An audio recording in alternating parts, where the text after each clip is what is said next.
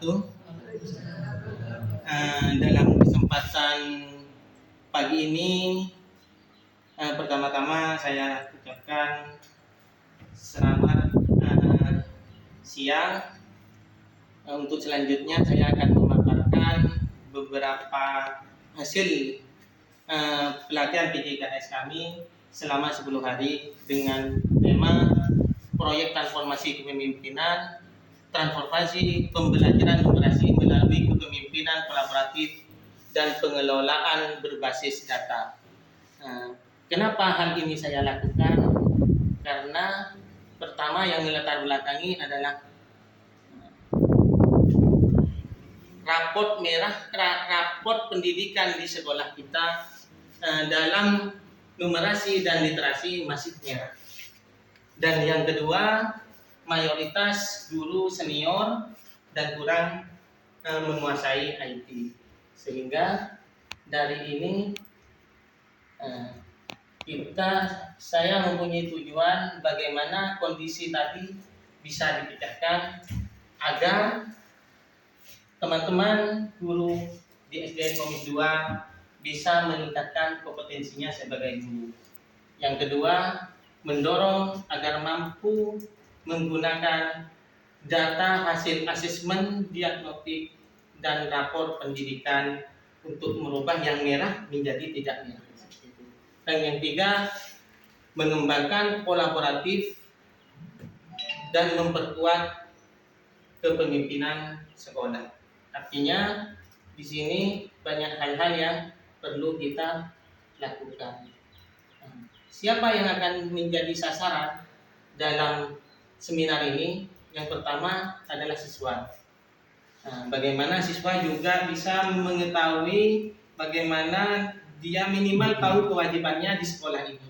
Yang kedua, guru, bagaimana guru itu bisa selalu update mengembangkan profesionalismenya sebagai guru.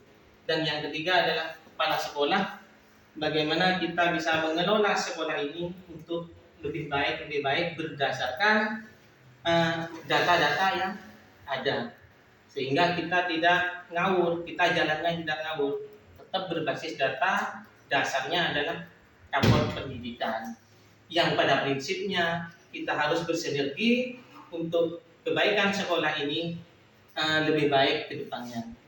Selanjutnya, isu-isu atau identifikasi isu strategis kepemimpinan.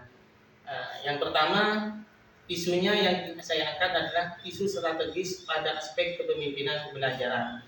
Karena apa? Inti dari kegiatan kita adalah pembelajaran. Bagaimana kita bisa menumbuhkan, bisa memberikan layanan pembelajaran yang baik. Untuk kepala sekolah ini dirasa pada di rapor merah belum optimal. Jadi perlu mengoptimalkan beberapa perannya sebagai pemimpin di sekolah. Yang kedua, isu yang kedua adalah aspek pada manajerial anak. Pengelolaan pembelajaran numerasi belum berbasis pada data dan rapor pendidikan atau hasil asesmen diagnosisnya masih merah tadi yang saya sampaikan. Terus selanjutnya, inovasi apa yang akan saya hadirkan? Yang pertama, inovasi dalam kepemimpinan pengelolaan sekolah. Yang kedua adalah yang paling penting, inovasi dalam numerasi pembelajaran. Selanjutnya, inovasi dalam pengelolaan sekolah, sedikit akan saya jelaskan di sini apa yang dimaksud. Ini yang pertama adalah kepemimpinan kolaboratif berbasis data. Yang kedua, forum refleksi data sekolah. Dan yang ketiga adalah supervisi akademik.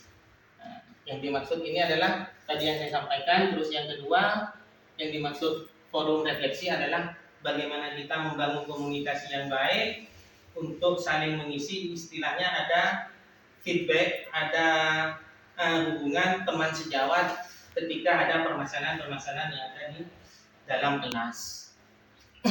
Dan yang ketiga adalah supervisi. Ini adalah merupakan kewajiban kepala sekolah melakukannya. Terusnya,